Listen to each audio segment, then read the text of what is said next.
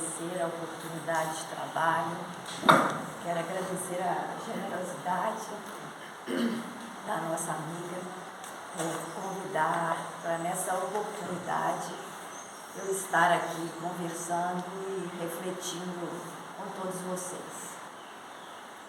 Sempre que uma lição não é aprendida, faz-se necessário que recordemos tantas vezes quantas forem necessárias. É por isso que novamente me debruço sobre esse tema, porque sei que meu coração ainda está adormecido e é preciso que ele seja despertado para essas verdades morredoras.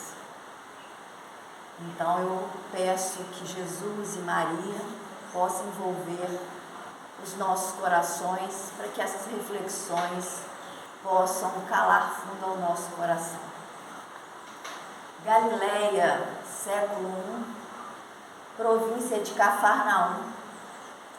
Lá estava Públio Lentulus conversando com sua esposa, que tentava de toda maneira convencê-lo a procurar então um profeta muito famoso naquela região, um profeta que se dizia curava os corpos, curava os doentes da alma, e Lívia tentava a todo custo convencer o seu esposo a procurar este profeta em razão da filhinha que estava acometida de lepra, e era uma doença sem cura na época, estava totalmente desenganada pelos então médicos, daquela época, e Lívia, com aquele coração já amoroso, um coração já trabalhado nas dificuldades, um coração já desperto para as verdades reais, tenta convencer o seu esposo a procurar esse profeta. Públio, então, com seu coração já opresso, angustiado por ver a filha à beira da morte, aceita então o convite de Lívia e diz que, em razão do seu pedido, em razão daquela insistência, ele iria sim procurar esse tal profeta para, quem sabe, conseguir obter a cura da filha. Mas ele bem fala para Lívia: mas eu não vou procurá-lo da forma que você deseja. Eu vou mais discretamente, fingindo um alheamento, fingindo uma distração, e se por acaso eu tiver a sorte de encontrá-lo por aquelas redondezas que ele costuma passar, vou convidá-lo a vir até a nossa casa, porque por certo ele ficará muito honrado e feliz de vir até a nossa casa, um pobre vassalo ir até a casa de um senador romano, ficará por certo muito honrado, e aqui, quem sabe, ele poderá atender a nossa filha. Nesse ponto da história, a gente observa como a lei de cooperação se faz presente na nossa vida e é retratada nessa obra. Porque Lívia ali, um coração mais avançado, um coração mais aberto às verdades, interfere na vontade de Públio Lentulus e o convence a procurar aquele profeta. Assim como aconteceu com ele, dando a oportunidade desse reencontro, acontece também em nossa vida. Em todos os momentos, existem pessoas na nossa vida que são colocadas, pessoas mais adiantadas na evolução, que estendem a mão para nós, nos convidando a seguir em frente, nos convidando a sair da inércia e darmos alguns passos. Existem pessoas, existem circunstâncias que basta que não estejamos desatentos, basta que estejamos com os olhares aguçados para que a gente possa perceber essa lei divina a reger todos os nossos corações. Então, Públio espera o dia se esvair, espera que a claridade vá deixando lugar para a noite, e assim, ao final do crepúsculo, ele se dirige então àquela região do lago de Genezaré, onde ele sabia que comumente o profeta andava junto com aqueles pescadores que ele costumava ficar. E a claridade do luar já se fazia presente, embora ainda não fosse noite. Ele começa a andar por aquela região e as pessoas não conseguem disfarçar o seu assombro, já que era um senador que trajava a romana e as pessoas ali andavam por ali, pessoas simples, pescadores que já se recolhiam àquela hora às suas casas.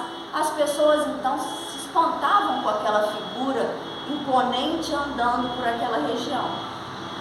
E ele deixa então se dirigir àquele local e ele começa a entrar num conflito e num jogo de cogitações íntimas, de modo que ele começa a dialogar consigo mesmo, o cérebro, o intelecto ali, depositando em seu coração e fazendo descer ao seu coração angustiosas perguntas e indagações, no sentido de que o que ele estava fazendo ali, por que ele deveria ir procurar esse tal profeta, porque ele realmente, em termos intelectuais, em termos racionais, ele não conseguia anuir com essa atitude. Ele, um senador romano, ir procurar um carpinteiro, um analfabeto, por certo, um vassalo, mas como ele trazia o peito, no íntimo dele trazia uma angústia muito grande, de alguma forma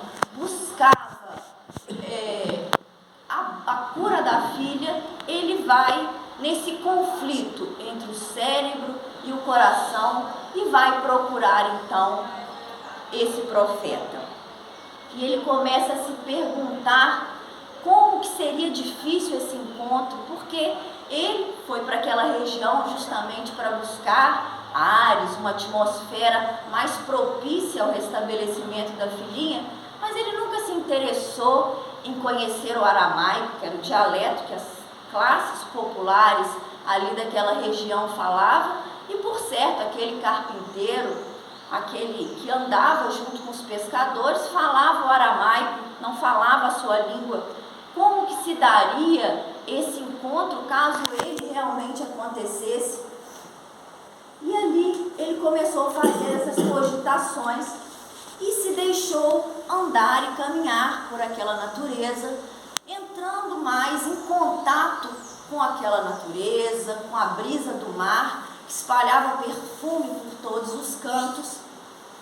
E ao cair já da noite, ele se senta num banco de pedras e se deixa impregnar por aquela atmosfera, aquela natureza, e ele começa então a deixar que o seu cérebro, que as suas cogitações falassem um pouco menos contundente, e ele começa a apreciar a natureza e começa a perceber como aquela natureza era divina, como que dentro do seu conceito de religiosidade, uma religiosidade que apreciava e que ditava a existência de vários deuses, e ele começa a certo ponto a agradecer e ficar embevecido por aquela natureza.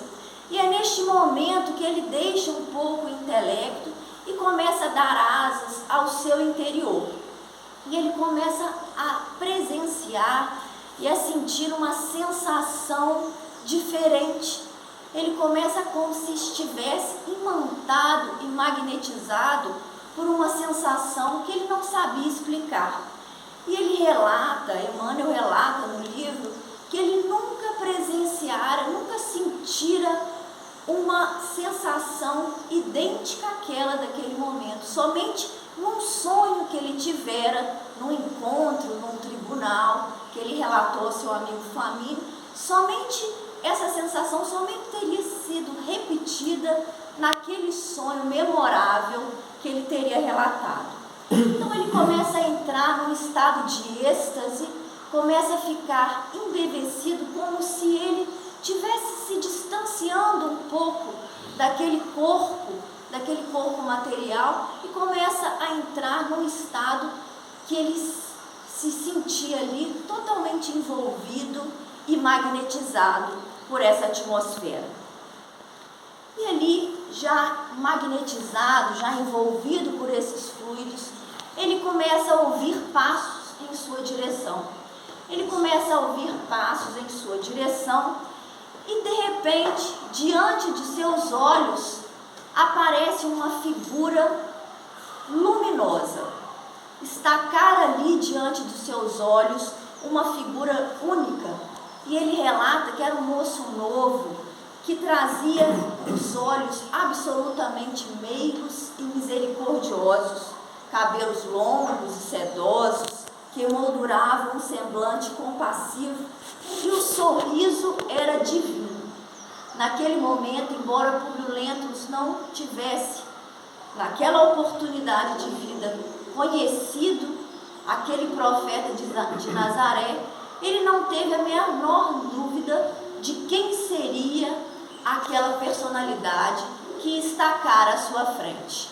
Ele imediatamente o reconhece como profeta e ele começa a sentir sentimentos e emoções que até então lhe eram desconhecidas. E ele, que era um senador romano, que raras vezes havia chorado durante a sua vida, é envolvido em tamanha emoção que ele se ajoelha na relva, é compelido por uma força estranha que ele não sabia precisar, se ajoelha na relva em frente àquele profeta e começa a chorar de forma copiosa. Um pranto lhe invadira o coração e ele não conseguia de nenhuma forma articular qualquer tipo de palavra. Ele até desejava falar, desejava expressar ali para aquela pessoa os seus sentimentos, mas ele é envolvido em tamanha emoção que ele não consegue articular nenhum tipo de palavra. E nessa oportunidade a gente lembra, né? Eu lembro muito das filas das caravanas que se faziam presentes, quando ainda Chico recebia muitas caravanas, e as caravanas contornavam ali a casa da prece, faziam até quilômetros de distância, as pessoas ali eram invadidas por uma atmosfera diferente, por um magnetismo que irradiava de Chico, que também, da mesma forma, entravam num choro compulsivo e a emoção tomava conta dessas pessoas. Agora imagine estar diante de Cristo, tamanho do magnetismo que lhe envolveu o coração. E ali Jesus então coloca a destra na sua fronte, de modo a lhe transmitir os fluidos e a energia necessária para uma comunicação. Um superior transmitindo ali ao inferior as energias e os fluidos necessários para que essa comunicação se dê. Da mesma forma que a gente vê nas reuniões mediúnicas, em que o médium comunicante se comunica com o espírito através do pensamento. E ali Jesus deposita essas faculdades em público para que ele pudesse então traçar aquele diálogo que iria marcar a sua vida eternamente. E ali Públio Lentulus, ainda sem conseguir articular qualquer tipo de palavras, Públio Lentulus entende perfeitamente o diálogo, entende como se Jesus conversasse com ele no idioma patrício. E aí nós lembramos também daquela passagem em que o repórter, ainda muito ingênuo, pergunta para a Madre Teresa: Madre Teresa, o que a senhora conversa com Deus nas suas preces? Aí a madre responde: não, meu filho, eu não converso nada não, eu só escuto. Aí o repórter pergunta: madre, o que Deus então fala com a senhora? Aí ela responde: não, ele também não fala nada, ele só escuta. Porque a comunicação aqui é uma comunicação de espírito imortal com espírito imortal. ela não se faz necessário um aparelho fonador, não se faz necessária articulação de palavras, ela se dá de pensamento a pensamento.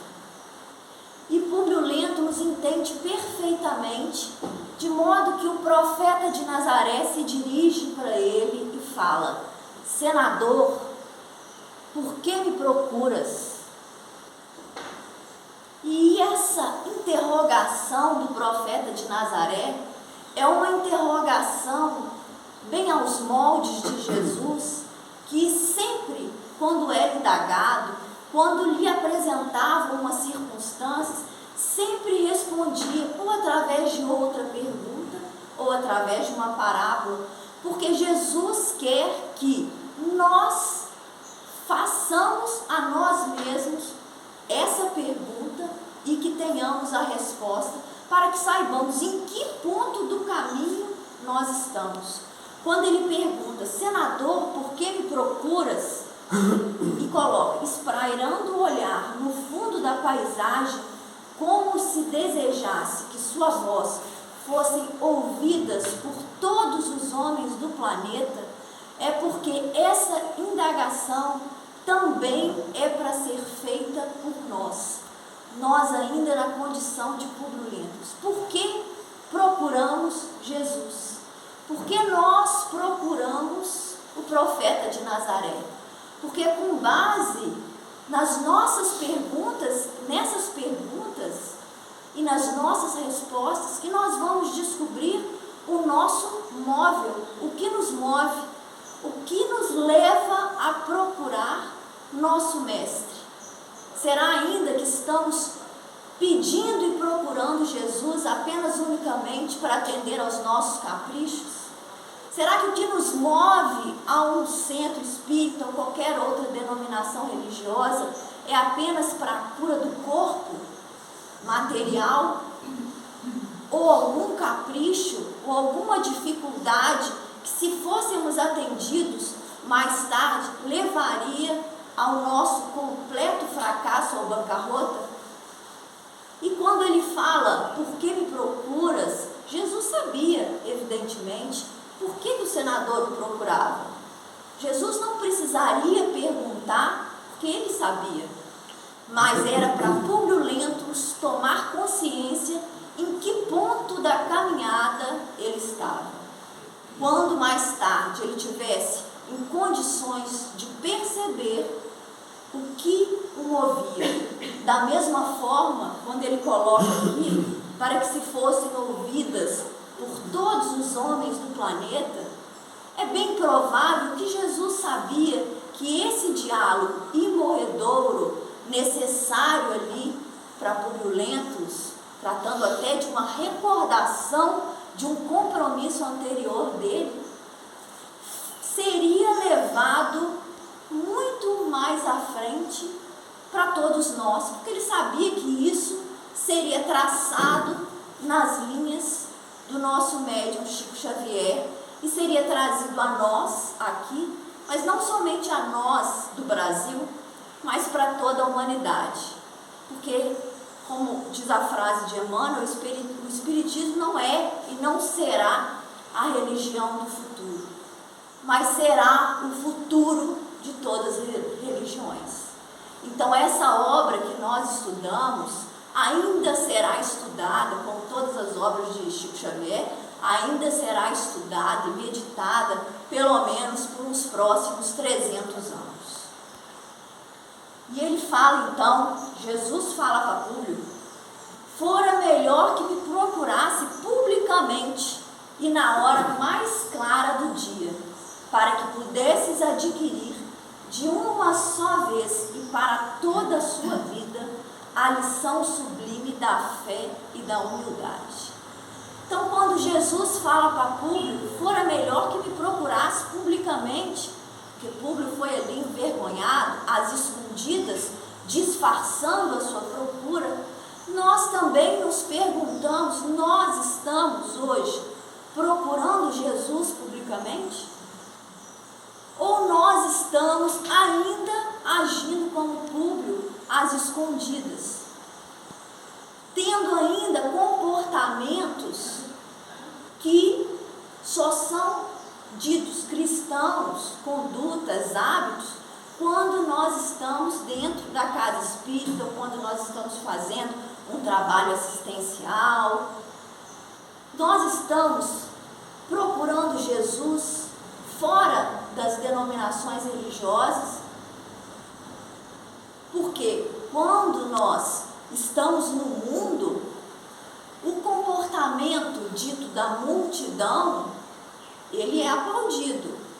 Quando nós, por exemplo, falamos, eu estou com uma preguiça, ou hoje eu quero ficar à toa, isso não causa estranheza no mundo. Isso é aceito e até algumas vezes comemorado. O que causa estranheza, às vezes, é o comportamento de procurar ou demonstrar o comportamento cristão fora do ambiente religioso. E isso, às vezes, espalha montinho. Se você procura ter uma postura no celular, no WhatsApp, naquilo que você vê, ou naquilo que você faz durante sua vida na semana, fora da casa espírita, mas consentâneo com aquilo que a gente aprendeu, isso causa estranheza. Mas é essa que deveria ser a nossa conduta padrão. Claro que ainda somos imperfeitos, mas o nosso esforço é para exercer o nosso papel de cristãos publicamente. Porque até citar aqui rapidinho, que é lindo esse prefácio do Caminho, Verdade e Vida, que Emmanuel coloca: o Evangelho não se reduz a breviário para o genuflexório, é roteiro imprescindível para legislação e administração, para o serviço e para a obediência. O Cristo não estabelece linhas divisórias entre o templo e a oficina. Toda a terra é seu altar de oração e seu campo de trabalho ao mesmo tempo. Por louvá-los nas igrejas e menoscabá-los nas ruas, é que temos naufragado 1000 vezes por nossa própria incúria. Todos os lugares, portanto, devem ser consagrados ao serviço divino. Então, esse deve ser o nosso esforço, para que o Evangelho, o nosso esforço e a nossa conduta possa se fazer presente em todos os momentos de nossa vida, porque estamos trabalhando no nosso trabalho comum, nós estamos também orando. É a mesma coisa, não existem linhas divisórias para o cristão que queira verdadeiramente exercer essa conduta. E da mesma hora, quando Jesus coloca que ele deveria ter ido procurá-lo na hora mais clara do dia, nós também devemos fazer essa pergunta a nós: estamos procurando Cristo na hora mais clara do dia? O que é a hora mais clara do dia? Tanto cedo, ou estamos deixando, por exemplo, aposentarmos, ou os nossos filhos crescerem, ou eu estar numa vida mais confortável, com menos funções, para procurar o Cristo? Ou também estamos procurando na hora mais clara do dia, no sentido, a vida está boa, tudo está fluindo, eu estou procurando Cristo, ou eu espero a noite cair, a noite da velhice, ou a noite das provas duras, das dores, para que aí sim me desperte e eu tenha necessidade de procurar o Cristo? Porque nossa postura, às vezes, se é comparada com a de Publio Lentulus, que espera os anos se escoarem, espera chegar da velhice, para que aí nós possamos nos dedicar a um trabalho, nós possamos nos dedicar ao estudo, ou quando somos compelidos, temos algum problema no emprego, algum problema com o ente familiar, ou perdemos alguém, para ir procurar o Cristo. Então é preciso que a gente adeque a nossa postura, não na condição ainda de apóstolos, né? Mas que possamos caminhar para sair da condição de multidão e nos esforçar a sermos candidatos à condição de apóstolos um dia. E Públio Lentulus ali ainda tentava exprimir e articular alguma palavra, mas a emoção lhe embargava a voz e o peito e ele não conseguia ainda articular qualquer diálogo. E aí Jesus continua: sim, não venho buscar o homem de estado superficial e orgulhoso, que só os séculos de sofrimento podem caminhar ao regaço de meu Pai. Aí Jesus fala para ele: não venho aqui procurar a sua personalidade de senador romano, homem poderoso deste grande império. Eu venho procurar o teu espírito imortal, porque é somente o nosso espírito que consegue dialogar com Cristo. Somente quando nós nos afastamos das nossas superficialidades que a gente consegue estabelecer uma comunicação real, sentida com Jesus. E aí ele fala: venho atender as súplicas de um coração desditoso e oprimido, que era o dele. E ainda assim, meu amigo, não é o teu sentimento que salva a filhinha leprosa e desvalida pela ciência do mundo, porque tens ainda a razão egoística e humana. Embora Públio Lentulus, no fundo, acalentasse ao seu coração um desejo, uma vontade de acreditar e seguir aquele profeta, a sua razão, a sua cultura, a sua posição social ainda falava mais alto e oprimia qualquer da vontade, qualquer sentimento que pensasse ao contrário. A sua razão ainda imperava e era orgulhosa e egoística. E Jesus fala: você ainda, Públio, tens a razão orgulhosa e egoísta. Você ainda não sabe pedir, e menos ainda você sabe receber, porque também é preciso saber receber. Porque às vezes nós estamos aqui numa casa espírita, recebemos uma avalanche de fluidos, tratamentos espirituais são realizados, mas nós não nos colocamos e não aprendemos a receber. Às vezes saímos do portão e aquele tratamento, todos aqueles fluidos são espargidos. E era o caso dele. E Jesus fala: embora eu venha atendê-lo, Públio Lentulus, as suas angústias, atender ao seu apelo do coração, não é a sua vontade que curará a sua filhinha. É sim a fé e o amor de tua mulher, porque a fé é divina. Basta um raio de suas energias poderosas para que se pulverizem todos os monumentos das vaidades da terra. Embora, Públio, eu venha aqui atender ao seu pedido, não é o teu pedido que salvará a filhinha leprosa, mas sim a fé e o amor de tua mulher. Esta sim é poderosa e salvará a sua filhinha doente. E aí nós lembramos daquele livro Entre a Terra e o Céu, que começa com a prece de Evelina, uma criança. E Evelina faz uma prece ardente para sua mãezinha Odila, que tinha desencarnado, pedindo para que ajudasse a família que estava altamente envolta num círculo de problemas. A madrasta estava doente e Evelina pede ardentemente para a mãezinha. Mal sabia ela que era a mãezinha que era o pivô de todos os problemas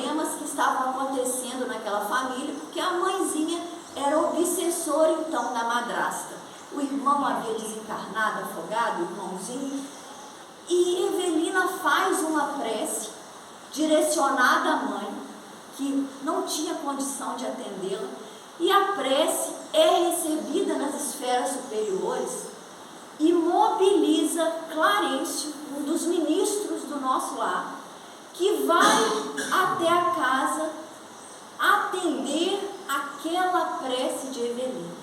E o livro todo transcorre com base no início dessa prece, e todos ali, todo aquele núcleo familiar vai sendo tratado, vai sendo cuidado, e a situação vai melhorando, os espíritos vão sendo educados ali. A mãezinha então deixa de obsediar a madrasta, a Zumira, e ao final do livro a situação se desenrola dentro de um período relativamente não muito longo, e a família então volta a ter paz.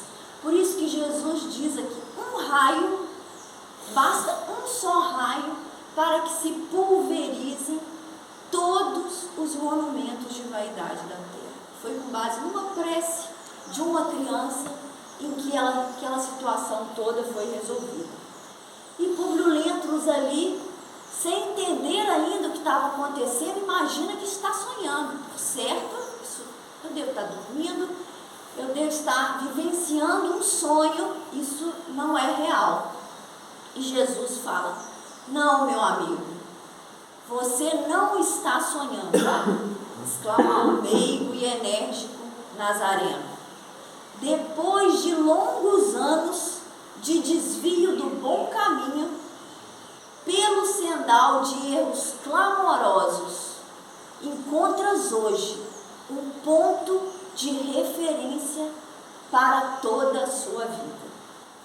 E não somos nós aqui também, na mesma condição, depois de longos anos de desvio do bom caminho, de erros clamorosos, estamos hoje aqui há 2022 anos da vinda do Mestre, na mesma situação.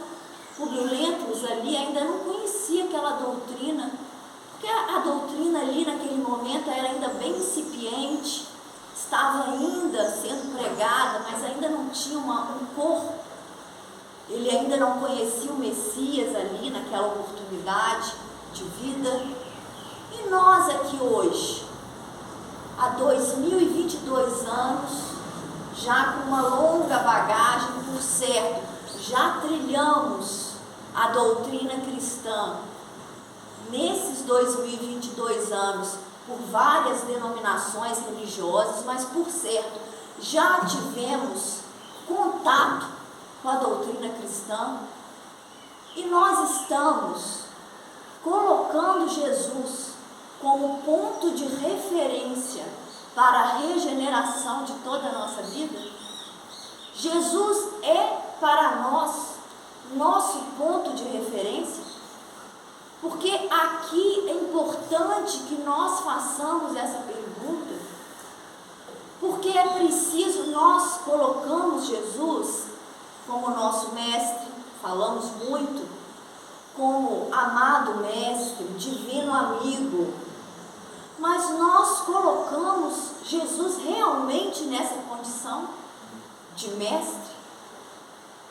Porque Jesus, principalmente para nós espíritas, com essa bagagem enorme, Jesus não pode ser para a gente um líder religioso apenas, um líder legendário, um símbolo teológico. Jesus tem que ser para nós verdadeiramente sentido como mestre. E nós, na condição de o colocarmos como mestre, nos colocarmos na condição efetiva de alunos. Nós falamos que amamos, mas de fato sentimos isso. Porque para isso nós precisamos desenvolver uma experiência íntima com Jesus. Porque não basta repetir alguns versículos que nós já decoramos. Não basta a gente apenas ler alguns livros, muitos livros que nós temos, se nós não meditarmos e nos esforçarmos para fazer disso uma experiência pessoal. Porque ninguém ama alguém que não conhece. Porque se ele é seu amigo íntimo, é preciso que tenhamos intimidade com ele. Ninguém diz amar uma pessoa que lhe é desconhecida. Nós precisamos tecer essa intimidade de forma rotineira e constante. Um amigo íntimo, para você contar dos seus problemas, das suas dificuldades, das suas alegrias, você só o faz se você o conhece. Caso contrário, não.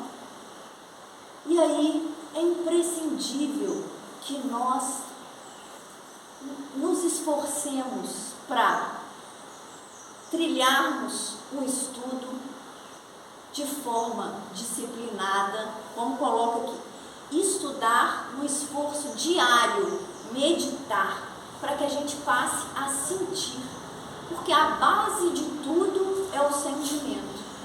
E sem esse esforço diário, que só se faz presente com disciplina, como diz Emmanuel, a disciplina antecede a espontaneidade, nós não conseguiremos improvisar, nós não improvisamos espiritualidade.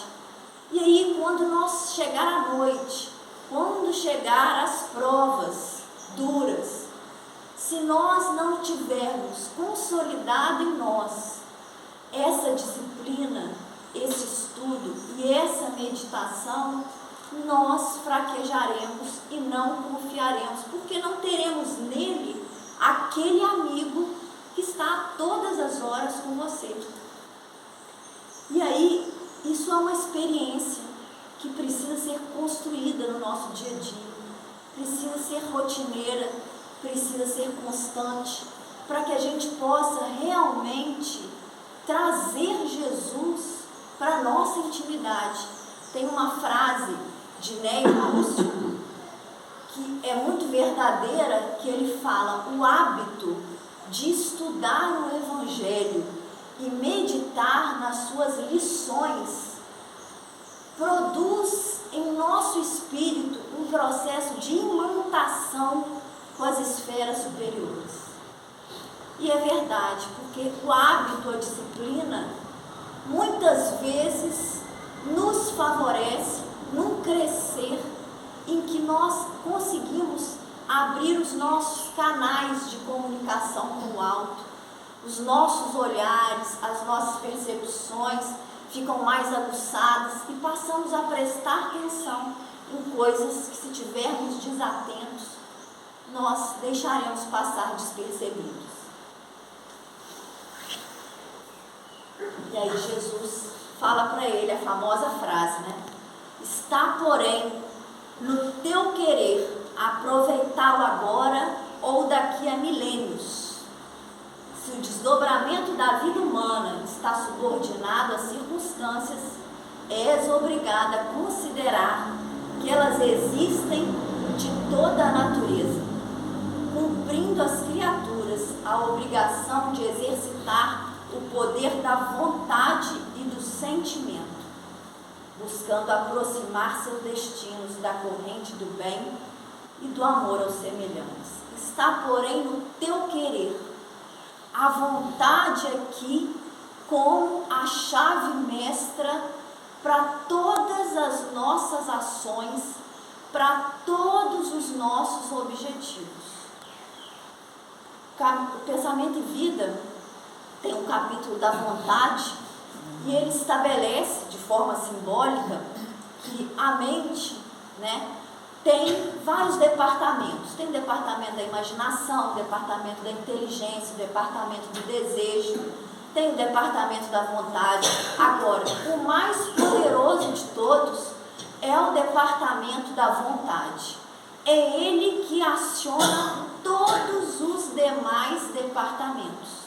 Está unicamente no nosso querer segui-lo agora ou daqui a milênios. Podemos postergar? Claro, podemos postergar. O problema é que, se postergarmos, nós vamos deixando nos guiar por zonas de constante adiamento e que vamos nos comprometendo ainda mais. E quando nós estudamos planejamento reencarnatório, nós vemos como é difícil termos a oportunidade de juntar os nossos afetos e os nossos desafetos. Porque às vezes temos um débito com algum espírito lá da Revolução Francesa e que ainda hoje não tivemos condição de reencarnar junto. Então nós vamos nos comprometendo a cada dia mais, se optarmos por esse adiamento. E da mesma forma que Jesus coloca para Públio, que estamos subordinados às circunstâncias, sim, estamos subordinados às circunstâncias boas, às circunstâncias más. As circunstâncias existem de toda a natureza, entretanto, cabe a nós, unicamente a nossa vontade, seguir as opções que nos levem ao nosso aproveitamento de espírito imortal. Quando nós lemos a pergunta 909 do Livro dos Espíritos, Kardec pergunta: poderia sempre o homem, pelos seus esforços, vencer as suas más inclinações? Os espíritos respondem: sim. Então, pode o homem, unicamente em razão dos seus esforços, vencer as suas más inclinações? A resposta é categórica: sim. E aí ele complementa ainda: frequentemente fazendo esforços muito insignificantes. O que lhes falta é vontade. Com poucos dentre vós fazem esforços. Ou seja, podemos, que nós achamos dificílimo, né? Fazer esse trabalho de adquirir virtudes, esse trabalho de educação da nossa vontade, para nós é dificílimo. Às vezes eu vejo espíritos falando: não, com essa pessoa só na próxima, vou adiar, porque dessa vez não vai dar. Entretanto, a gente não sabe se dará para ser na próxima, porque as coisas não são muito simples. Então, quando ele coloca que depende unicamente de nossa vontade, significa dizer que bastamos que nós eduquemos a nossa vontade. E isso a gente consegue com o trabalho, com as orações, meditações e estudos, de forma rotineira e constante. Vi uma explicação uma vez que eu achei muito didática, que nós somos espíritos milenares, temos centenas já de pensamentos até por segundo, né? Quando a gente fala em dominar e educar os nossos pensamentos, para a gente adquirir novos hábitos, moldar os nossos sentimentos. E ele fala que nós é como se fôssemos uma fábrica. A matéria-prima seria o pensamento.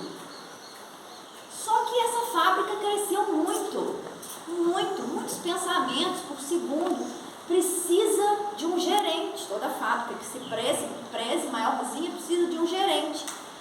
E esse gerente é a vontade. Só que o dono dessa fábrica somos nós, espíritos. Então é preciso que nós eduquemos esse gerente para que o gerente faça a vontade do espírito e não faça a vontade que ele quer. Às vezes o dono viajou, foi para tirar férias na Europa, mas o gerente não pode fazer o que ele bem entender.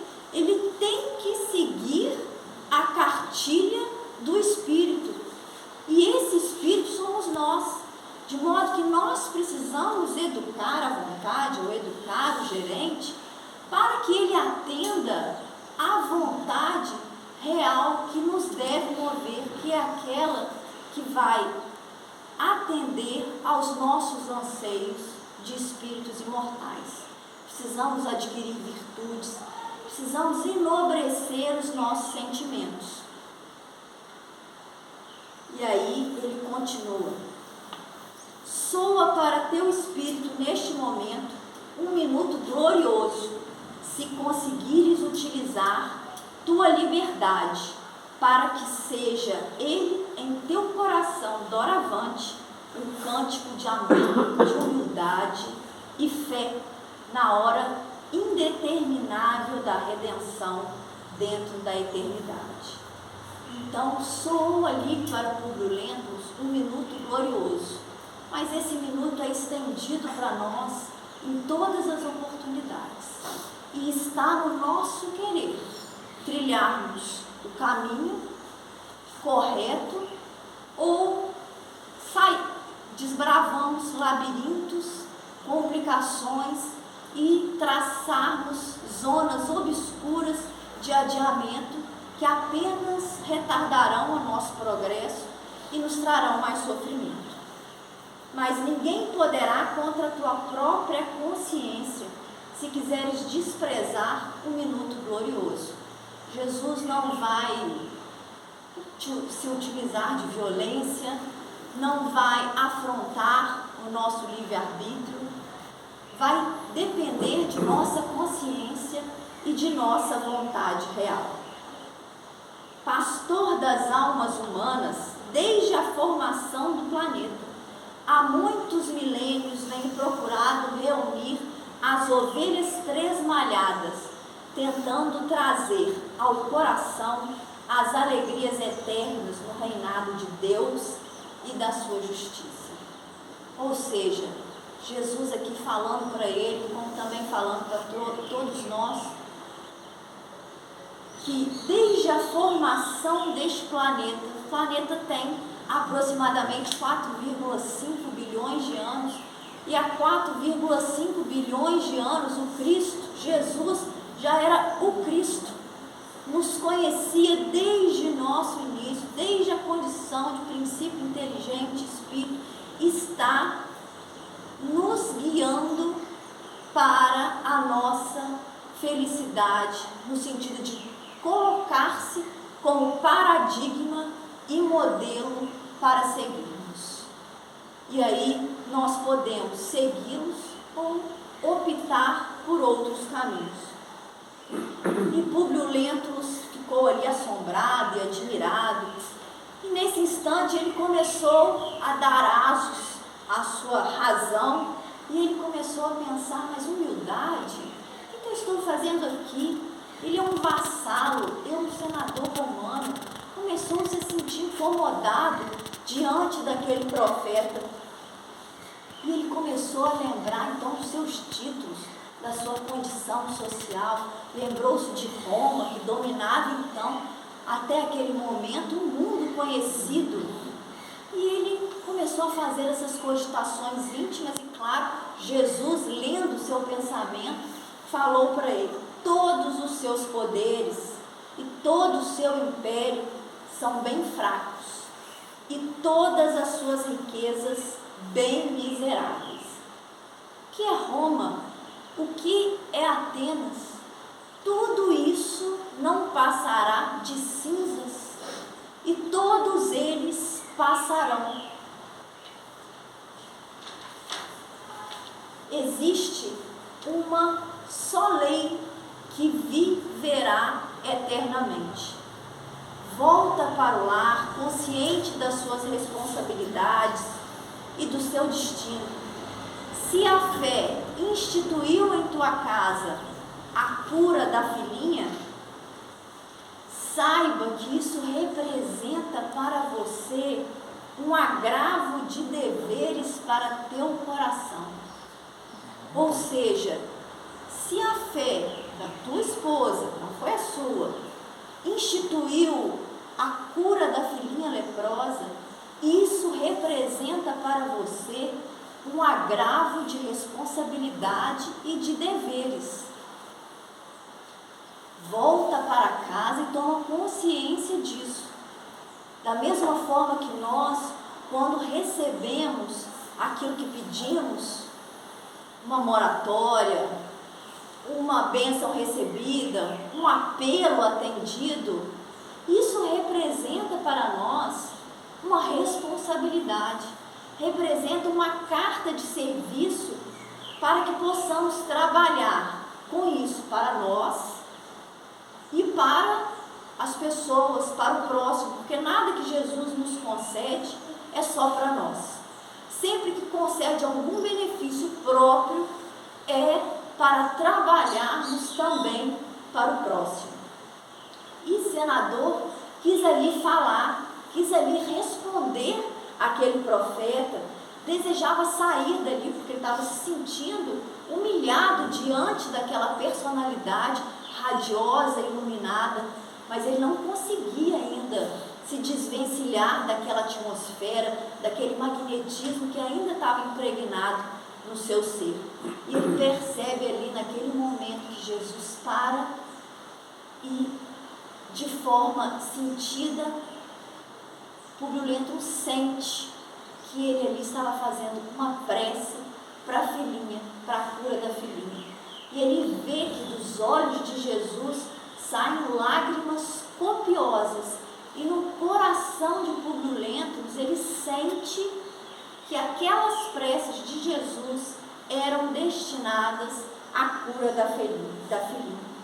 E assim, da mesma forma que Jesus apareceu para ele, e ele não sabe dizer como, Jesus também desaparece ali daquela paisagem, e ele começa a perceber que aquele torpor que ele estava banhado, aquele magnetismo começa a se dissipar, ele começa a tomar um pouco mais consciência de seu corpo, suas faculdades físicas já começam a lhe obedecer. Já devia ser aproximadamente umas 20 horas, já era noite, e ele então consegue, digamos assim, despertar daquela atmosfera. E ali ele se sente profundamente humilhado, se sente profundamente contrariado de ter ficado ali naquela posição submisso diante de um vassalo. E ele começa a pensar que aquele profeta não devia ser o que eles realmente dizem, porque assim como Roma, existiam taumaturgos, existiam charlatões, aquele ali, naquela região de Cafarnaum, provavelmente também deveria ser outro. E ele se sente profundamente humilhado e contrariado, muito embora no fundo, no seu íntimo, tivesse brotado verdadeiramente uma intenção de seguir aquela pessoa, de seguir aquele profeta, de abraçar aquela doutrina. Mas ele sabia que não conseguiria. Ele tinha a vontade, mas a razão ali naquele momento o impedia de abraçar aquela doutrina, porque onde já se viu uma doutrina que prega igualdade entre todas as pessoas, que prega o desprendimento dos bens materiais, isso ali para Públio foi demais. Públio não permitiu, deixou que a sua razão abafasse aquele sentimento íntimo, porque assim como ele, nós todos também no íntimo, bem lá no íntimo, se fizermos um momento de meditação, se fizermos um momento de reflexão, no íntimo, nós sabemos as respostas. No íntimo, nós sabemos o caminho certo. Basta que nós queiramos prestar atenção e obedecer essa vontade íntima. Jesus ali via em Públio a figura de Emmanuel. Hoje, esse missionário responsável por essa tarefa gigantesca de evangelização do Brasil e da humanidade. Mas ele também vê em nós aquilo que ainda é semente, aquilo que ainda nós, apesar de 2000 anos de contato com o cristianismo, ainda abafamos por nossa razão egoística e por nossas vaidades do mundo. Mas Jesus também vê em nós a flor que ainda é bem semente, é bem rudimentar. E ali Públio Lentulus não quis abraçar essa doutrina, muito embora ele coloque, subia-lhe do coração ao cérebro outros apelos comovedores. Não falar o profeta da oportunidade maravilhosa, não prometera com certeza a cura da filhinha, o coração ali queria seguir aquela doutrina, seguir os ensinamentos daquele profeta de Nazaré, mas naquele momento Públio Lentulus hesitou. Naquele momento Públio Lentulus deixou que se esvaísse essa oportunidade para que mais à frente ele pudesse resgatar essa oportunidade. E é isso que nós precisamos também fazer conosco. Nós sabemos no íntimo sim o caminho certo, o que fazer, muito embora às vezes a gente deixe de consultar Jesus, a gente deixe de fazer uma prece e prefira perguntar ao amigo, ao fulano, ao ciclano. Não que isso seja errado, isso é absolutamente saudável, mas antes seria necessário que nós nos perguntemos a Jesus o que fazer, como fazer, porque Jesus não espera de nós que sejamos igual a Ele. Jesus sabe a distância que nos separa, sabe que a natureza não dá saltos. Então, não, às vezes a gente ouve falar, não, mas Jesus é Jesus, né? Jesus fez isso porque Ele é Jesus, eu não sou Jesus. Sim, mas Jesus não espera que sejamos igual a Ele. Espera apenas que vistamos a camisa de seus alunos. Então, quando tivermos em dúvida, quando tivermos alguma dificuldade, que a gente possa tecer essa intimidade e ter Ele como nosso amigo íntimo, como aquele amigo que a gente recebe em casa, que a gente faz e toma um café, que ele se transforme nesse amigo íntimo que nos conduz para o caminho certo, independentemente das nossas provas, independentemente das nossas dificuldades. Porque quando nós nos imantamos nas esferas superiores, nós nos conectamos, nossos canais se abrem, nós não temos ainda uma conexão direta, mas nossos canais, nossos portais de comunicação, eles se fazem mais abertos. E aí nós conseguimos modificar os nossos sentimentos, traçar hábitos, com isso traçamos condutas, porque o sentimento é que precisa ser trabalhado por nós.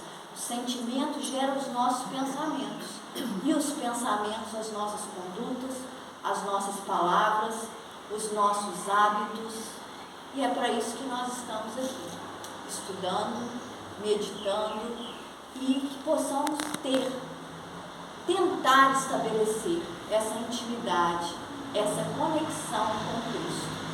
Que a gente não precisa ter pressa, não tenhamos pressa, mas também que a gente não perca tempo e aproveite as bênçãos dos minutos. Obrigada, meus irmãos. Bom dia.